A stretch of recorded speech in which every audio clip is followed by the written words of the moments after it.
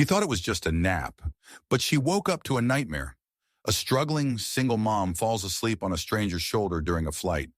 But when she lands, her life is in chaos. Her ex threatens to take her child, a viral photo turns her into a scandal, and the man she trusted isn't who she thought he was. Was it fate or the biggest mistake of her life? Watch now to uncover the truth. Ana Rodriguez stared at her reflection in the JFK airport bathroom mirror, attempting to tame her unruly dark curls for the third time. The harsh fluorescent lights accentuated the dark circles under her brown eyes, evidence of 3 weeks of double shifts at Angelo's diner. Her hands trembled slightly as she splashed cold water on her face, trying to wake herself up. She couldn't afford to miss this flight, not when her grandmother Rosa needed her in Paris. The memory of her Aunt Camilla's phone call 2 days ago still made her stomach clench. "Anna, your grandmother's condition has worsened significantly," Camilla had said, her usually steady voice breaking. "The doctors, they say we should prepare ourselves. I've bought you a ticket. You need to come now." The ticket was a miracle Anna never could have afforded on her own, not with a 9-year-old son and barely making ends meet on a waitress's salary. This morning's goodbye with Leo had nearly broken her heart.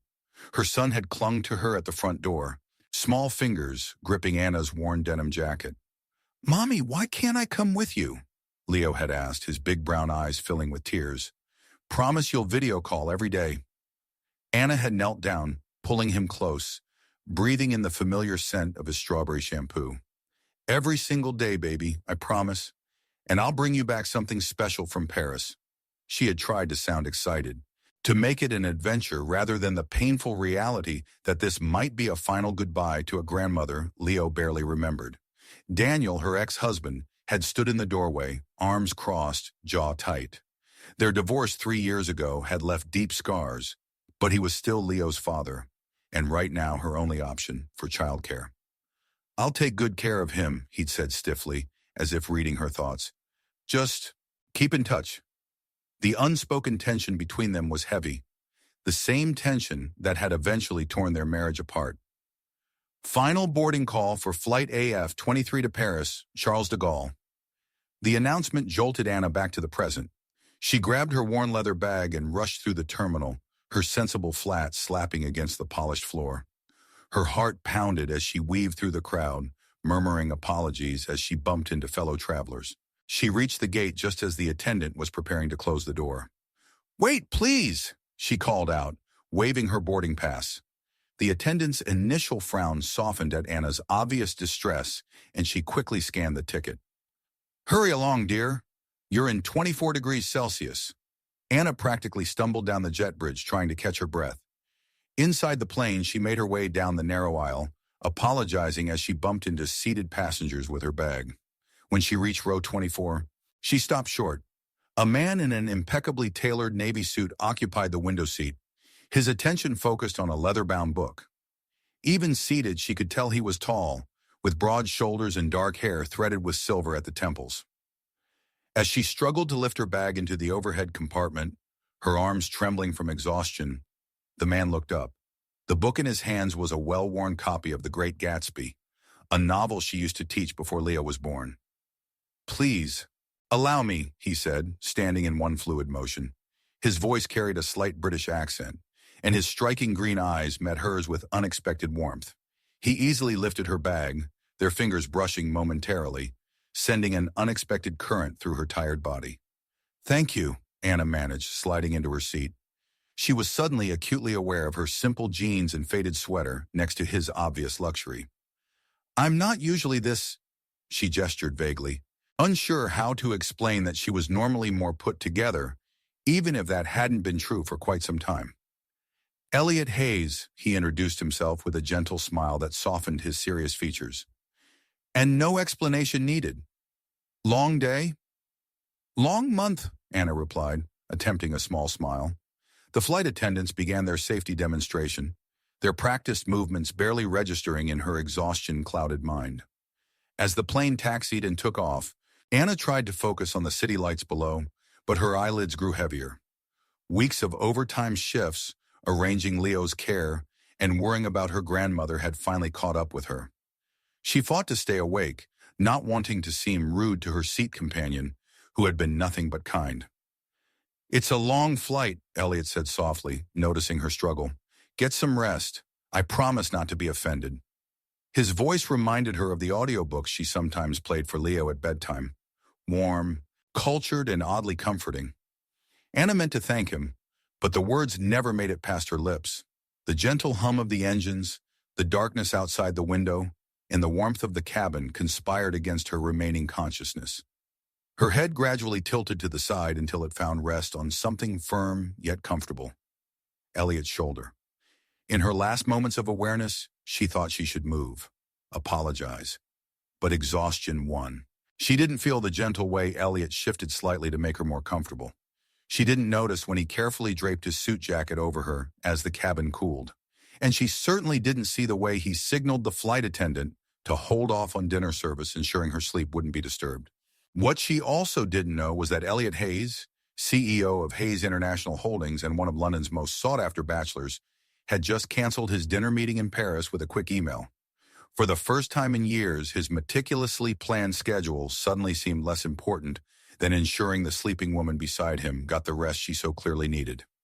As the plane cruised over the Atlantic, neither of them could have predicted how this accidental moment of vulnerability would change both their lives. Anna had no idea that her grandmother's illness would lead her not just to Paris, but to a chance at love she never expected. And she certainly couldn't have imagined that her ex-husband, Daniel, back in New York with Leo, would soon throw an unexpected obstacle in their path. One that would test whatever was beginning to spark between her and the kind stranger who let her sleep on his shoulder at 35,000 feet. Anna Rodriguez didn't feel the gentle way Elliot shifted slightly to make her more comfortable, or notice how he carefully draped his suit jacket over her when the cabin grew chilly. She didn't see the way he signaled the flight attendant to hold off on dinner service, ensuring her sleep wouldn't be disturbed. What she also didn't know was that Elliot Hayes, CEO of Hayes International Holdings and one of London's most eligible bachelors, had just canceled his dinner meeting in Paris via a quick email. For the first time in years, his carefully planned schedule suddenly seemed less important than ensuring the sleeping woman beside him got the rest she so clearly needed. As the plane cruised over the Atlantic, neither of them could have predicted how this accidental moment of vulnerability would change both their lives. Anna didn't know that her grandmother's illness would lead her not just to Paris, but to a chance at love she never expected. And she certainly couldn't have imagined that her ex-husband, Daniel, back in New York with Leo, would soon throw an unexpected obstacle in their path. One that would test whatever was beginning to spark between her and the kind stranger who let her sleep on his shoulder at 35,000 feet. Anna woke with a start as the plane hit a patch of turbulence. For a moment, she felt disoriented, her mind foggy with sleep. Then she realized with horror that she had been using Elliot Hayes' shoulder as a pillow. She jerked upright, her cheeks burning with embarrassment. His expensive suit jacket slid from her shoulders, and she caught it reflexively. "I'm so sorry," she stammered, mortified. "I didn't mean to." She stopped as Elliot turned to her with a reassuring smile that made her heart skip a beat. "You needed the rest," he said simply, as if having a stranger fall asleep on him was the most natural thing in the world. "We're about halfway to Paris now. Would you like some water?" He pressed the call button before she could respond. Anna noticed that the cabin lights had been dimmed and most passengers were either sleeping or watching movies on their screens. A quick glance at her watch confirmed she'd been asleep for nearly 4 hours. "I can't believe I slept so long," she murmured, running a hand through her hair self-consciously. The flight attendant appeared with 2 bottles of water, greeting Elliot by name with a familiarity that made Anna curious. As she handed them their drinks, she smiled knowingly between them, making Anna's blush deepen. "You seem to fly this route often," Anna observed, taking a grateful sip of water. Her throat was parched, and she suddenly realized she had missed dinner service. Elliot nodded, adjusting his position to face her better. "London to New York and back more times than I can count, though usually I'm in—" He paused, seeming to choose his words carefully. "A different section of the plane." Anna's eyes widened with understanding. Of course, the designer suit, the flight attendant's familiarity, his entire bearing. He usually flew first class. "Why aren't you there now?" she asked before she could stop herself. A slight smile played at the corners of his mouth. Last-minute booking. The flight was full, except for this seat. He didn't mention that he could have easily pulled strings to get a first-class seat if he'd wanted to. Something about the woman next to him had made him decline when the gate agent had offered to upgrade him. Their conversation flowed naturally after that. Elliot told her about growing up in London's Chelsea neighborhood, his years at Oxford, and his work in international business consulting, though he modestly understated his actual position. Anna found herself opening up about Leo, her teaching career, and how she'd ended up waiting tables after the divorce. "Leo sounds remarkable," Elliot said warmly when Anna showed him a photo of her son's recent school art project on her phone. "He has your smile." Anna felt a familiar pang of guilt. "He wanted to come with me, but with school and everything." She trailed off, remembering Leo's tearful goodbye. "It's the first time I've been away from him for more than a day since the divorce." "That must be difficult," Elliot said softly. His hand moved slightly on the armrest between them, as if he wanted to offer comfort but wasn't sure if he should. "How long will you be in Paris?" "I don't know," Anna admitted, her voice catching. "My grandmother. She's not well. The doctors say it could be weeks, or—" She couldn't finish the sentence. To her horror, tears welled in her eyes. Without hesitation, Elliot reached into his jacket pocket and produced a crisp white handkerchief. The gesture was so old-fashioned and gentlemanly that it made Anna laugh despite her tears. "Who even carries these anymore?" she asked, dabbing at her eyes. "My mother would be mortified if I didn't," he replied with a grin that made him look younger, more boyish. "She raised me with very specific ideas about what a gentleman should always have on hand." Anna tried to return the handkerchief, but he waved it away. "Keep it. Consider it a souvenir of the time you used a complete stranger as a pillow." His teasing tone made her laugh again, and Anna felt something shift inside her. For the first time since her divorce, she felt truly comfortable with a man. There was something about Elliot that put her at ease. Despite his obvious wealth and sophistication, or perhaps because of it, he seemed so confident in himself that he had no need to make others feel small. As they talked, Anna noticed other passengers beginning to stir. The cabin lights brightened gradually, and the smell of coffee began wafting through the air. Flight attendants started preparing for breakfast service. "I could murder a cup of coffee," Anna said, suddenly realizing how hungry she was after missing dinner. As if on cue, her stomach growled audibly, making her blush again. Elliot chuckled and pressed the call button once more. When the flight attendant appeared, Elliot quietly asked her something that Anna couldn't hear. Minutes later, she returned with 2 full breakfast trays. But these weren't the standard economy class meals. These were clearly from first class, complete with fresh croissants, fruit, and steaming coffee in proper cups. "You shouldn't have," Anna protested, even as her mouth watered at the sight. "I can't let you go hungry," Elliot interrupted smoothly. "Consider it payment for being such an excellent pillow. Besides, airplane food is always better shared with good company." As they ate breakfast together, watching the sunrise paint the sky in brilliant oranges and pinks through the small window, Anna felt a flutter of excitement that had nothing to do with the coffee. She found herself hoping that perhaps their connection wouldn't end when they landed in Paris. What she didn't know was that Elliot was already formulating a plan to ensure it wouldn't. In his jacket pocket, his phone buzzed with meeting notifications, which he continued to ignore.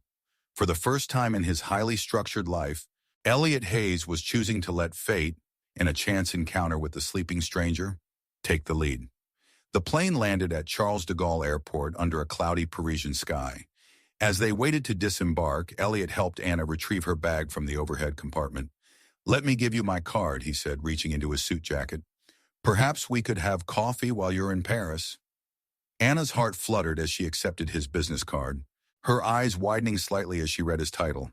Elliot Hayes, CEO of Hayes International Holdings. She looked up at him with new understanding. "You're not just in business consulting, are you?" Elliot had the grace to look slightly embarrassed. "I may have understated my position a bit. I didn't want it to—" He paused, searching for the right words. "Change things." Before Anna could respond, her phone buzzed with an urgent message from her Aunt Camilla. "Where are you? Your grandmother's condition has worsened. Come straight to the hospital." Her hands began trembling as she read the message. "Is everything all right?" Elliot asked, noticing her distress. "My grandmother. I need to get to the hospital right away," Anna explained, her voice shaking. Without hesitation, Elliot took charge. My driver's waiting outside. Let me take you there.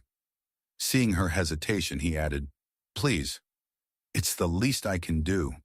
Minutes later, they were in a sleek black Mercedes speeding through the streets of Paris. Anna barely registered the iconic landmarks they passed, her mind focused entirely on her grandmother. Elliot sat beside her in reassuring silence, occasionally squeezing her hand when she seemed particularly anxious. At the hospital, Elliot insisted on waiting with her while she found her aunt. When Camilla appeared, a tall, elegant woman in her 50s, her eyes red from crying, she immediately embraced Anna. Thank God you're here, she said. Then, noticing Elliot, she raised an eyebrow questioningly. This is Elliot, Anna explained quickly. We met on the plane. He helped me get here faster. Camilla's expression softened with gratitude. Your grandmother is asking for you, she said gently. The doctors say... She glanced at Elliot, then back at Anna. We should talk privately. Elliot understood immediately. I'll leave you with your family, he said softly. But please call me if you need anything. Anything at all. He squeezed Anna's hand one last time before leaving. The next few hours passed in a blur of medical terms, quiet conversations and tears. Rosa, Anna's grandmother, drifted in and out of consciousness. During one lucid moment, she squeezed Anna's hand and whispered, My little bird, you came. The childhood nickname brought fresh tears to Anna's eyes. Late that evening, while Camilla went to get coffee, Anna checked her phone and found several missed calls from Daniel. Worried about Leo, she stepped into the hallway to return his call. Where the hell have you been? Daniel's angry voice filled her ear. And who's this guy you're running around Paris with? Anna froze. What are you talking about? Don't play dumb, Anna. Leo's teacher saw you on Instagram. Some CEO posted a photo from his plane, with you sleeping on his shoulder. It's all over social media. What kind of example are you setting for our son? Anna's blood ran cold. She quickly opened Instagram and found what Daniel was talking about. There it was, a photo she hadn't known was taken, showing her asleep on Elliot's shoulder, his jacket draped over her. The caption read, Sometimes the best meetings happen by chance. Parisian sunrise. It had thousands of likes and comments, many speculating about the mysterious woman in the photo. Her hands shaking, Anna scrolled through the comments. Some were kind, but others were vicious, calling her a gold digger and worse. Several tabloid websites had already picked up the story. London's most eligible bachelor finds love in economy class. Daniel, it's not what you think, Anna began, but he cut her off. I'm consulting with my lawyer. This kind of publicity isn't good for Leo. Maybe it's time we revisit our custody arrangement. You can't do that, Anna's voice rose, drawing concerned looks from passing nurses. It was just a chance meeting on a plane. I'm here for Grandma Rosa. You know that. Tell that to the judge, Daniel snapped before hanging up.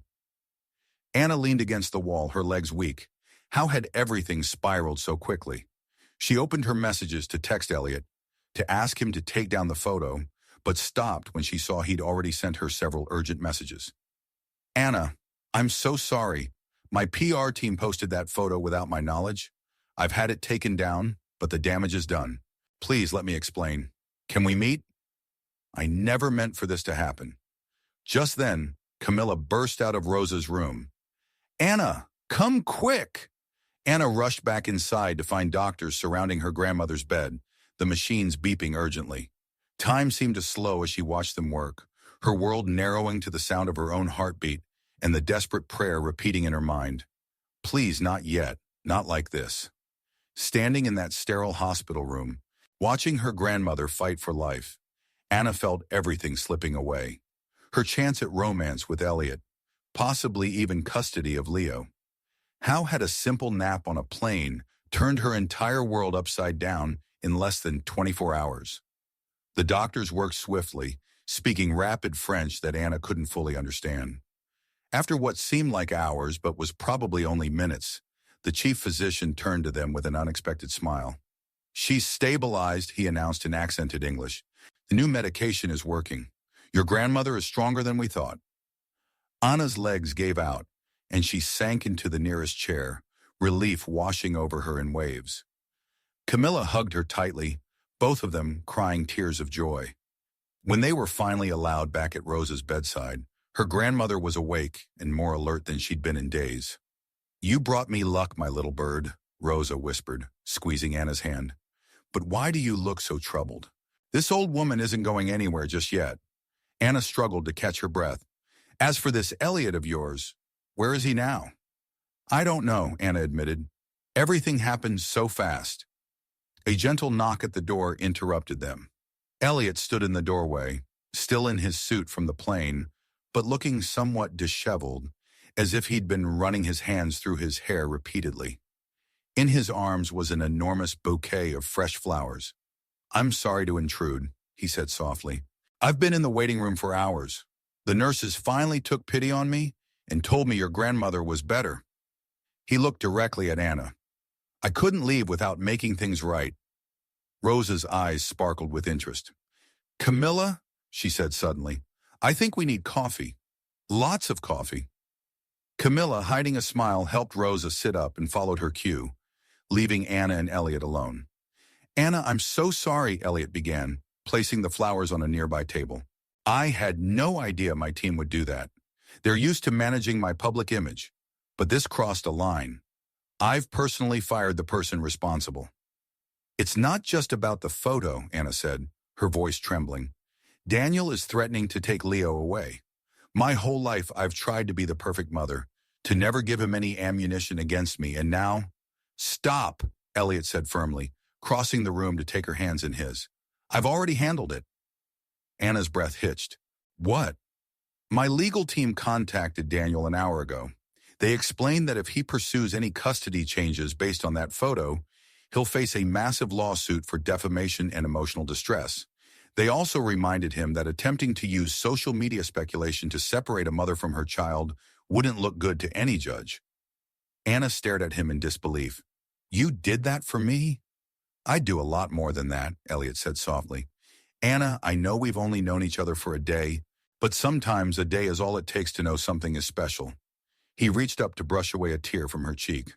"I'm not asking for anything except a chance to see where this might go, at your pace, on your terms." "But your life is so different from mine," Anna protested weakly. "I'm just a waitress from New York. You're a devoted mother, a loving granddaughter, and the kind of person who apologizes for falling asleep on a stranger's shoulder." Elliot interrupted with a smile. "That's who you are. The rest is just details." From her bed, Rosa called out, "Anna, if you don't say yes to that handsome man, I'm getting out of this bed and knocking some sense into you." They both laughed, breaking the tension. "Your grandmother has excellent hearing," Elliot observed. "And excellent taste," Rosa shouted back, making them laugh again. Anna looked up at Elliot, really looked at him. Behind the wealth and the power, she saw the same kind man who had draped his jacket over her on the plane. The man who had waited hours in a hospital just to make things right. "Okay," she said softly. "Yes." Elliot's smile lit up his entire face. "Yes to? Yes to seeing where this goes. Yes to coffee in Paris. Yes to taking a chance." He pulled her close, and right there in her grandmother's hospital room, with the beeping of medical machines as their background music, they shared their first kiss. It was gentle, sweet, and full of promise. "About time," Rosa declared from her bed. They turned to find her and Camilla watching them with matching grins. "Now, Elliot, tell me about your family," Rosa continued. "And Anna, call Leo. That poor child must be worried sick." The next hour passed in a blur of FaceTime calls with Leo, who was thrilled to meet a real-life prince on video, comfortable conversation, and more coffee than anyone should probably drink. Daniel sent a terse message apologizing for his reaction and assuring Anna that Leo was fine and that custody wouldn't be an issue. Later that evening, as Elliot drove Anna to her aunt's house, where she'd be staying, they passed the Eiffel Tower, glittering against the night sky. "I've always wanted to see Paris," Anna mused, "but I never imagined it quite like this." "Life rarely goes as we imagine," Elliot replied, taking her hand. "Sometimes it's better." Anna looked at their intertwined fingers and smiled. Who would have thought that a delayed flight, an exhausted single mom, and an accidental nap would lead to this? Her grandmother was recovering, Leo was safe, and somehow, in the midst of chaos, she'd found something she wasn't even looking for. Better indeed, she whispered, squeezing his hand as they drove through the city of light, their story just beginning.